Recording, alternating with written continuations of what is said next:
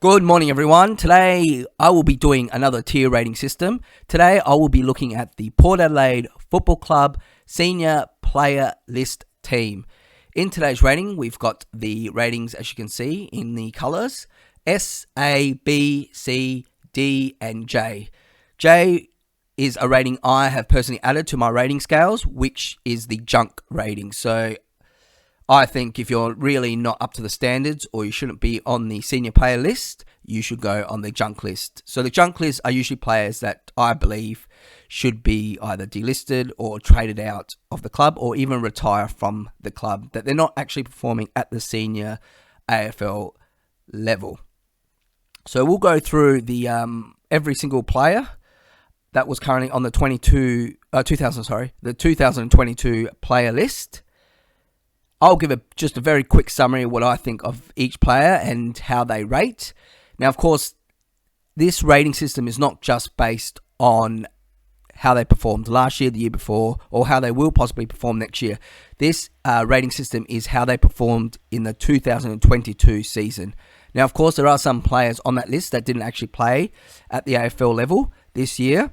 So I will consider where I'm actually going to put them. They'll either go in the D grade, as in they were good in the SANFL, but just couldn't get a spot in the AFL due to players being a bit better, or they go into the junk category, which means they should not even be in the team.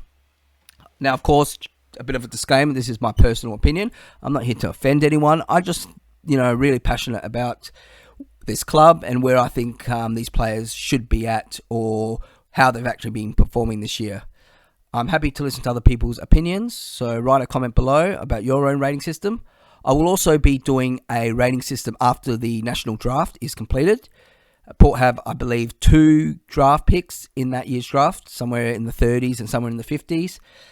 Also, the senior list has to be completed, I believe, by the 31st of October. So after the draft and after the final submission of the senior listing, I will do a complete rating of how I think or where I think each player should be at in the 2023 year. So let's get started. I'll just randomly choose people from the list and we'll go through them. So we'll start off with Aaliyah. I'm putting Aaliyah as a B grade this year. Wasn't as great as he was previous years. Did fumble the ball a bit. Sometimes he dropped some marks that were really, he should have just grabbed them. Not up to his best All-Australian form that he was in previous years, should I say. So Aaliyah has the ability to go to that A grade, possibly S grade level, but this year he was a bit flat. Now, of course, he was injured at the start of this year. He missed the first few weeks of this year, so he did have to come into the home and away season with a bit of an injury that he had to recover from. Still played above average, and I would have him in my starting 22. Next player, I'll just randomly grab someone. Jace Burgoyne. I'm going to put Jace as a C. So a player on C is, I think, they played pretty average this year, but good enough to actually make the senior list or should be in the senior list this year or continue to get AFL games.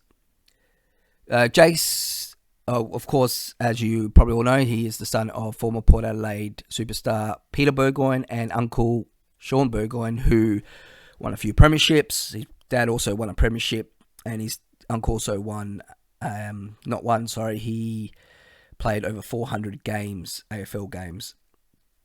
So Jace came in from this year about halfway through the year, and although he's quite young, doesn't have enough meat on him, I think, yet, but for that running back flank, bit on the wing player, he actually did pretty well compared to other AFL players that he's competing against on the list. So I think Jace did all right. Watch this space with Jace. Hopefully he can go to the next level next year. Charlie Dixon. Charlie, you're a D this year. Charlie, what was he C? Maybe it was a bit more C. I'll be a bit generous, Charlie. I'm going to put you as a C this year.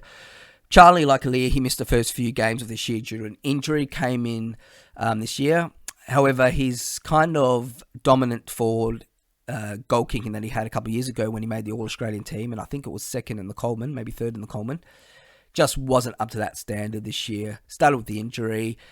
With also losing Lyset, I think it was round 4 this year. Charlie also had to help out in the ruck a bit.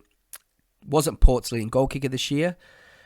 So a bit average from Charlie. I think he should still be in the starting 22. He has a big presence, big body. He can bring the ball down in a marking contest. So hopefully Charlie can get back to his best form as he was previous years. Tom Cleary. I've actually got a bit of a soft spot for Tom Cleary. Poor guy hasn't even kicked an AFL goal yet.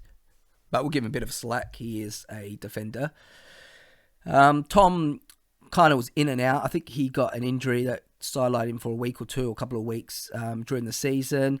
He played average. I think what we get from Tom Cleary is probably at his peak. I don't know how much more we expect or we're going to get from Tom. He plays his role in the team. He's definitely in the starting 22. So Tom did okay.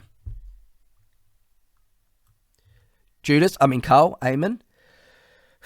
I'm going to put Carl as A grade this year, and this is why I'm putting Carl as an A grade player.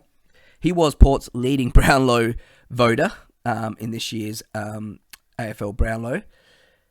He's consistent, very consistent. I don't even know a bad game I can remember that Carl actually played this year. Plays well on the wing, gets a lot of the ball, gets a lot of the possessions. Did all right in the fantasy scoring points. Kicked a few good goals. So it's a shame that Carl wanted to exercise his free agency right to a free agent and leave the club. He nominated Hawthorn, of course, first trade that occurred during the trade week.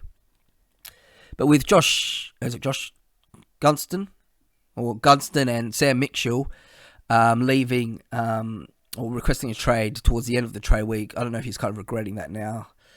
I think Hawthorn are going to drop this year. But I wish Carl Amon all the best. We got pick 27, which we end up trading for some later picks with that. And but A grade, he's consistent. He's better than average. So another great year from Carl, and wish you all the best, Carl, for next year. Darcy Byrne-Jones. Ooh, do I put Darcy as a C or D? Average. I'm going to put him average. He can make the starting 22. I personally wouldn't put him in my starting 22. But I just feel probably this year was one of Darcy's low points in his career. Previous best and fairest winner for Port Adelaide, but he just turned the ball over so many times, burnt the ball so many times. Really doesn't do well under pressure this year. There were some times when he would just try and clear the ball and he'll just turn it over or kick it out of bounds on the forward or do something silly. Just needs to take that extra 1 second, use his eyes, have a bit of a look, and actually hit his targets and not just, kick it long and hope for the best. Ollie Lord. Well, Ollie didn't play any AFL games this year. I think it's his second year in the AFL draft. Since the AFL draft, being drafted. Is he a junk player? It's a bit hard. I'm not going to put him junk. I think he should still be on our list, but he's not yet good enough to be at the starting 22 list. I believe they're going to trial him as a defender. We'll see how that goes, but I'll give another year or two for, maybe at least another year for Ollie Lord and see how he performs next year. Well, I'm not going to actually put Sam. I'm being a bit nasty there. Sam Mays, look, drafted same year as Ollie Wines, top 10 draft pick from Brisbane, came to Port a couple of years ago. Just not doing enough to push into that senior AFL side consistently. He actually has been delisted by Port Adelaide this year. I think he's a very good SANFL player, but just not good enough to make the actual starting 22, unfortunately. Stephen Motlop, my first junk player and probably my biggest junk player. When I found out Stephen was actually retired by the end of the year, I'm not going to lie to you, I was somewhat had a smile. Stephen was a great player with Geelong, but when he came to Port Adelaide, he couldn't get that click happening. This year, he just had some very poor games. It was like we were playing a man down. Some games, 4 possessions or 4 touches you got a game? You can't beat AFL standard with, being, a 200 gamer and playing with only getting 4 touches. I think it was a good move that Stephen decided to retire end of this year. And we do wish Steve all the best. We'll see what happens with Steve and his career moving forward. But he was junk this year. Jackson Mead. He played a couple of games this year, a few games this year in the midfielder. Jackson's kind of that B grade. If we need a bit of a top up, gives Meady a go. Mead, of course, it's only his second year maybe in the AFL, moving to his third year. So I think watch this space with Mead, see if he can crack into the side. I think it'll be actually pretty hard for him going into next year with the signing of Jason Horne-Francis. Because that will be another midfielder that Port will, or midfield forward that Port will secure. I just feel that Jackson needs a couple more years and needs to really push hard if he wants the senior side. So D grade for Jackson Mead, but keep up the effort, Jackson. Scott Lycett, D grade. And this is, I'm not being harsh here, but Scott did get injured. I think it was round 4 and basically was out for the rest of the year. I think what was a shoulder injury, if I recall, with which later got infected. So it's unfortunate that Port lost Scott Lycett the year because we lost about 10 games or so under a goal, and we had to really change the ruck system. So I on this year's performance, of course, with the injuries, Scott was a D grade for me. Speaking of ruckman, with Scott going on the long-term injury list, Port in the mid-season draft got this man here, Teagle. And look, Teagle kind of played. I think he played his first game after drafted within 14 days. But then, of course, he did okay. Looked like he did okay for his first game. I actually went to that game, but he fractured his shoulder, broke his collarbone actually during that game, and unfortunately just didn't recover enough to play for the rest of the season. I think watch this space. We'll see how he goes next year. I think Port should keep him on the list for another year. Unlike other mid-season drafts, he usually get delisted by the end of the AFL season. But watch this space. We'll see how he goes next year. His cousin also plays for the women's team, so which is really good. Dumont, North Melbourne delisted player. Port picked him up and started in the side, but later kind of lost favour in the starting 22, and he got injured actually. Was it a hamstring? I can't recall, but he did an injury that kind of put him off the team for a bit, and then when he kind of recovered from that injury, he just couldn't break back into the team. Below average. I actually wouldn't have him in my starting 22. He's a good top-up player to have. Josh Sin. Well, Josh only played, I think it was at least one game. Drafted the year before, this year. Top draft pick. Watch this space with Josh Sin. We'll see how he goes. He's a big boy for his age. So it's unfortunate that we couldn't get much of him. He did get injured during the season. So I can't really put him in a starting 22 yet. We need to give him a bit more opportunity and see how he goes next year. Trent McKenzie. Well, no, Trent. I'll put you no, you're not that high. C grade. McKenzie, he's an average player to have. He did okay. He got injured actually this year as well. Missed a couple of games. Does okay, average. I wouldn't put him as a high A grade player. But it's an area that Port are lacking is that tall defender. So he does his best. Schofield.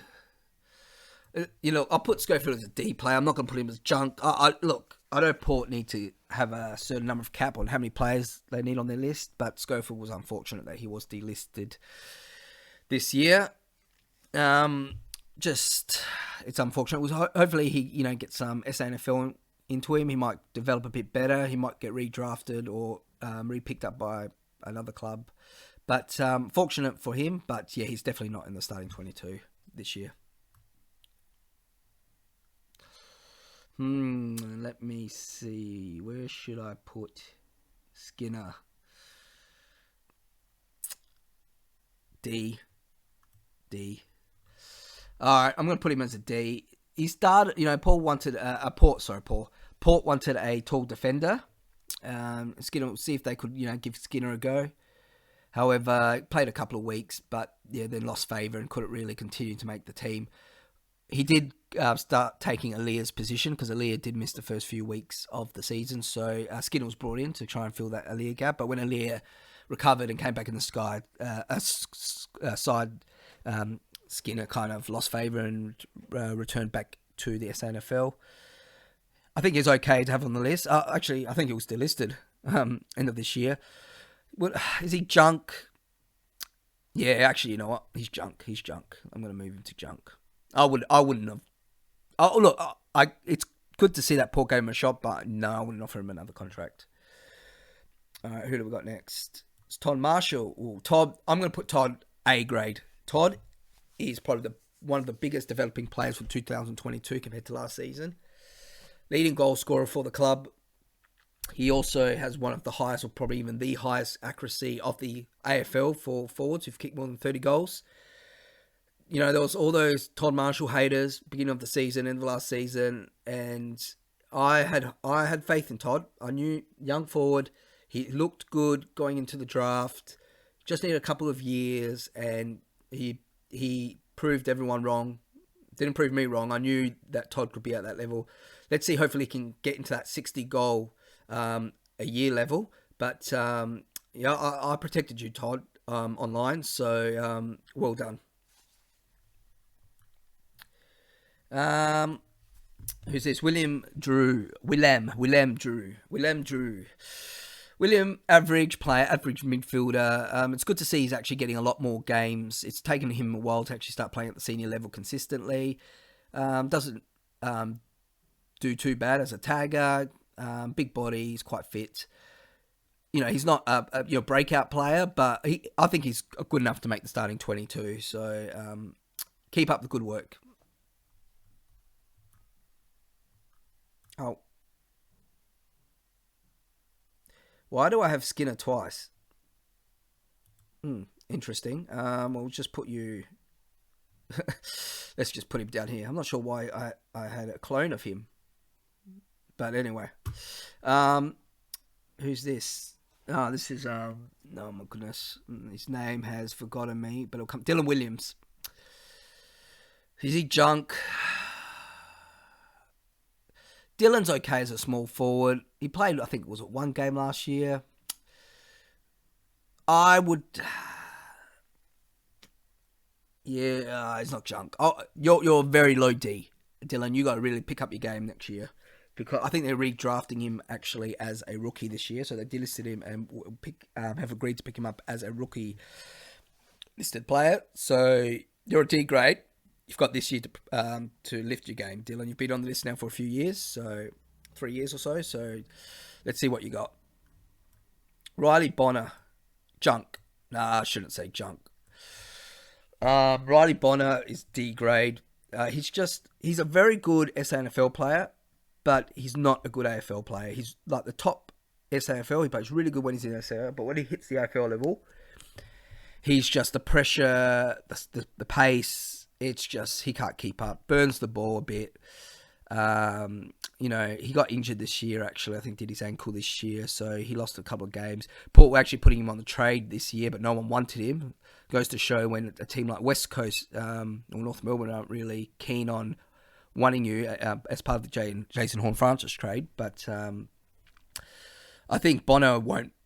I shouldn't say won't. I'm hopeful he doesn't actually make the starting 22 much this year, unless we need him as a top-up player. He can get a lot of the ball, a lot of the possessions, he does. But there's times when he just burns it bad, or when he does cost us, he costs us bad. So a D rating for me for this year for Riley Bonner. Fedrick, you know what? I feel sorry for Fedrick in a way that he got delisted. I hope, Western Australia probably look at picking him up in the preseason draft. Look, he's definitely not in my starting 22. He's definitely a bit below average, but he's okay. He's a good top-up player when you need him. He'll go hard at the ball. He'll run with the ball. He's not as skillful, doesn't have the natural skill as other players, but you know what? He'll give you as much as he can. It's unfortunate he got delisted. Sorry to hear that. No, do I really... Well, I think he's junk. Passini. But, was Passini a D grade? Am I being harsh to say Passini's a junk player? Would I keep him on my list? He's had ACL injuries, I'm pretty sure. A lot of injuries. But, I I've got nothing to say but junk until you actually do, get some games in the AFL. Let's do Boak next. Is Boak A grade or B grade this year? No, I'll put him A grade. He did start the season quite well. He actually was Port's leading Brownlow Polar this year at the first few rounds. So, yeah, he's definitely A grade player. Boak will never let you down. Over 300 games. Really good mentor for less experienced players. Everyone, if Boak wasn't to play for Port Adelaide and he was to look for another club, he would get picked up.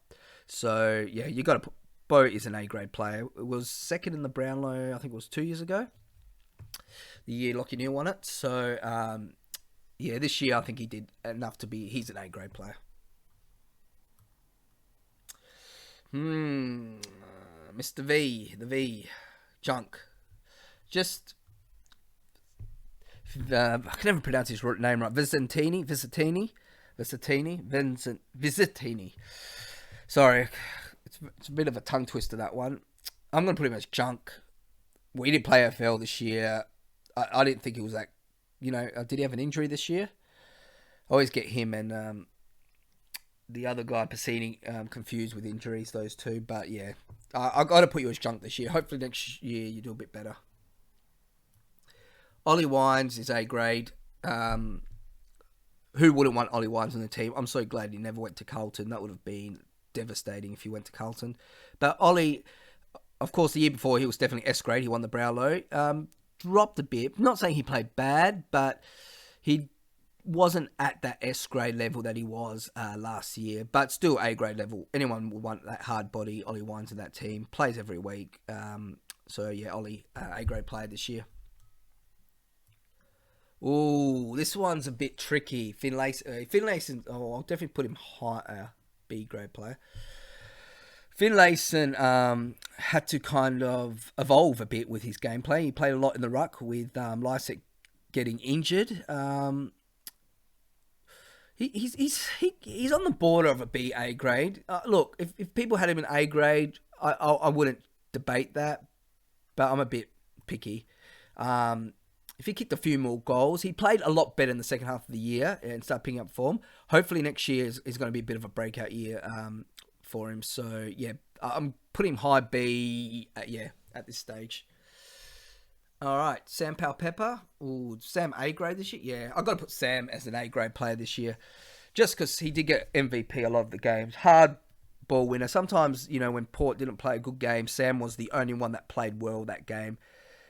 Small forward, can play in the midfield, can kick some really good goals. I think probably one of Sam's best years this year. So A grade for Mr. Powell-Pepper. Next player, who's this? But this is Burton, isn't it? Burton.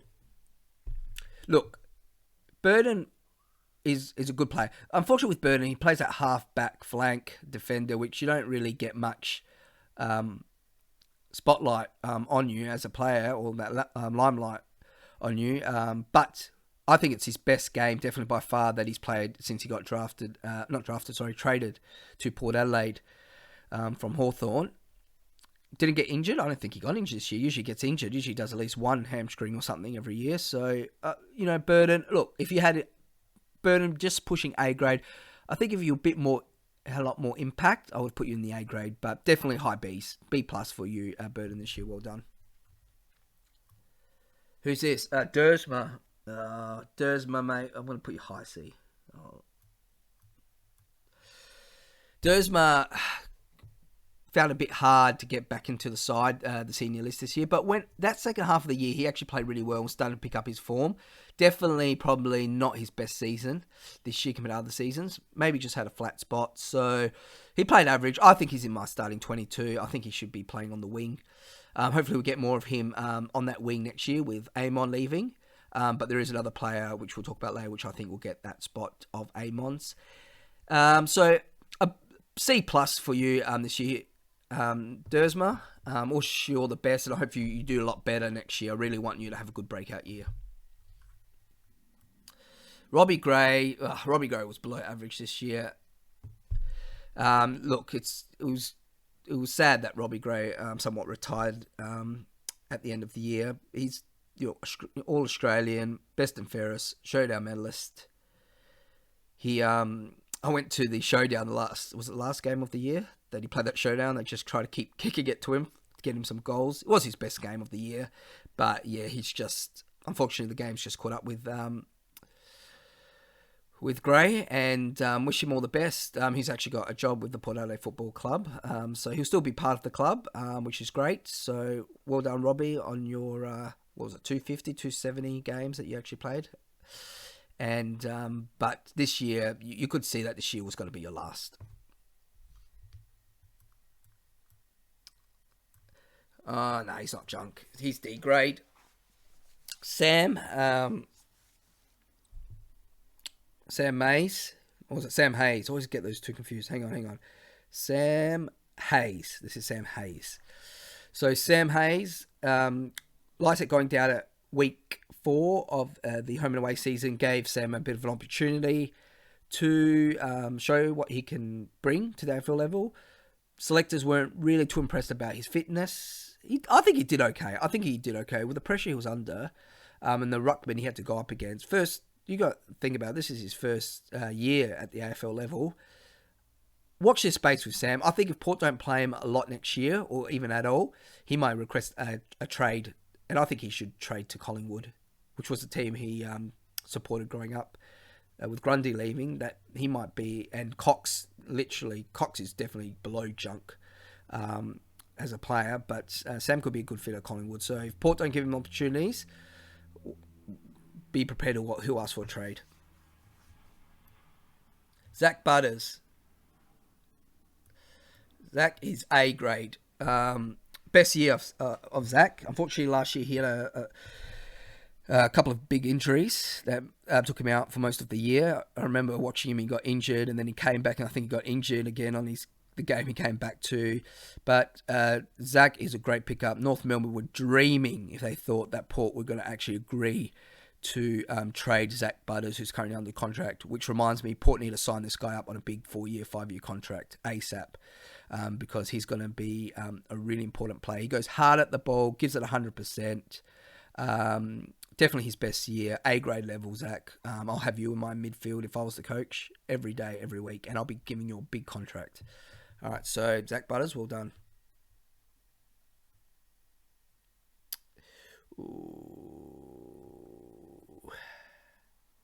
Fantasia, junk. Now, I'm not saying Fantasia is a junk player, but this year he was junk because he didn't even play an AFL game. He was injured most of the year, came back in the SNFL, got injured again, and then it wasn't to the end of the AFL season. He was probably I think he was on the emergency list, but you'll junk this year. Hopefully next year you have a Ryan Burden year, 2022, where you don't get an injury and you play great. So, but unfortunately I have to put you as a junk player this year because you were injured all year. Who's next? Houston. Houston's an A-grade player. I just find with Dan Houston, was it West Coast that were wanting to offer him, wanted to trade, pick him up in the trade week. Dan Houston, consistent, gets a lot of the ball. He got a lot of fantasy points this year. Can play in the midfield, half-back flank, on the wing. Very multitask kind of player. Well done, Dan. A-grade player. If you were to leave, well, he signed a contract at the beginning of this year, I think 4-year contract. So, well done. A-grade player every week. Let's do Miles Bergman. I'm going to put Miles as average. C-. Now, Miles didn't really get much of an opportunity, but watch this space for Miles Bergman. I know there was a couple of clubs interested in wanting him during the trade period, especially North Melbourne, but you had your chance, North Melbourne. Was it Miles Bergman? No, that was Butters. Butters, you had your chance to get Butters in the national draft, but you decided that you wanted Polak and gave us that pick, which we got Butters for. But Miles Bergman, I think, watch this space. He will take Carl Amon's spot, hopefully, fingers crossed. I think he's a good replacement for Carl Amon. He can play on the wing well. He's pretty fast. He's got a very good kick on him, and he can kick some nice goals as well as a half forward. So well done, Miles. Is this Farrell? Farrell, was he C average this year? Or was he D? I don't know about Kane Farrell. Is he? Some people have him in the starting 22, but I just don't like when he's on. He's on, but when he's not, he's not. He's look. Yeah, look. I'm being generous. I'm going to be generous here. I'll put him in, as average because I know when he's actually got the ball, he can kick some ripper goals with that left foot. So. I just hopefully, Kane, that you can just take yourself to the next level, get really involved in the ball contest, get a lot more of the ball, and do quite well and kick a few more goals. Georgiades was B this year. I could actually contemplate putting him C grade, actually. I think Mitch, I'm going to put you C grade this year. Compared to last year, you were third in the Rising Star Awards. Look, you did win Mark of the Year. Congratulate you on that one this year. But what let you down, what didn't push you to that B or A grade was your kicking, your goal. There were some shots that you just were dreadful that you should have just put away. Like the one that you got Mark of the Year for. Like you should have just put that goal, that kick away for a goal. There's times when, you could have kicked that goal and kept Port in front, but unfortunately we lose by a goal.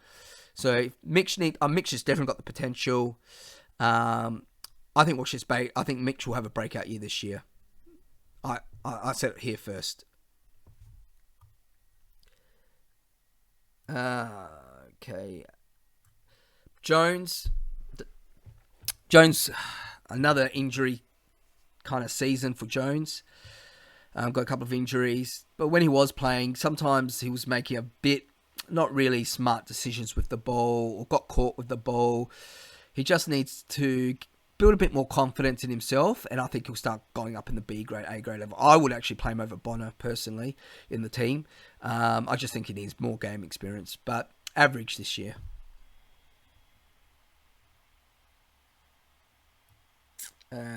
Should we do Jackson? Yeah, we'll do Jackson. Jackson, I'm sorry I'm putting you junk because out of all the AFL players, you're probably the one I least know about or even watched. So prove me wrong, Jackson. Prove me wrong next year. But junk this year. Jonas, B grade this year. Played a lot better the last couple of years. But this year didn't do anything special. I know it's a bit hard being, that smaller defender compared to some of those big talls. But he needs to really, as a captain, needs to really push himself to that A grade tier. And last but not least, Connor Rosie. Well, must I say why? I will say why.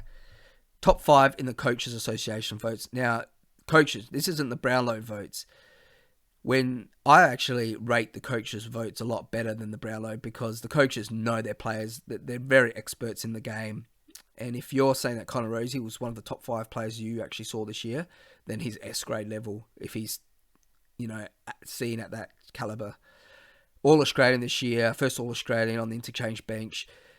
You could have got a lot more Brownlow votes if he actually played more in the midfield at the start of the year. Travis took most of those votes. And Carl took some of those votes. I think, Zach Butters actually got, 3 votes, 1 game. Well done, Zach. Pulling those 3 votes. But with Connor Rosie, S grade this year, definitely his best year. And I'm going to say this, but he played better or had a better year than Sam Walsh did this year. Why is that? Because Connor Rosie is now playing in the midfield. So he's getting a lot more of that ball. Watch Sam. You know what? You can hear it from me once, but he will win a Brownlow one day. I'm pretty confident on that. I'm prepared to put $500 that he will win the Brownlow one day. This kid, Connor Rosie, Port need to start looking at a contract for him as well. Big contract for him. He's from SA or is it Port Augusta? I think he's from. His family's from. So, but watch this space for him. So that's my tier list for the 2022 year. Of course, I don't know why, but I've got one of Skinner's evil twin down there. Somehow he got duplicated twice. I'll have to remove him from the actual format page. But that's my tier list. I think Rosie was the only S-grade tier this year. Had Butters, Amon, Marshall, Boak, Wines, Sam Powell Pepper, and Houston A-grade. B-grade Finlayson, Burton, Aaliyah, and Jonas. C-grade Georgiades, Dersma, Burgoyne, Dixon, Mental Blank. I'll get back to you. Darcy Byrne-Jones, Cleary, McKenzie, Drew, Bergman, Farrell, and Jones. And then there's the rest. So, well done 2022. All the best of those players that retired at the end of the year and all those that were actually delisted, unfortunately. Wish you all guys the best for next year. I'll see you all soon when I put up my tier rating for the 2023 list, who I think are the players to look out for. Good evening and good night.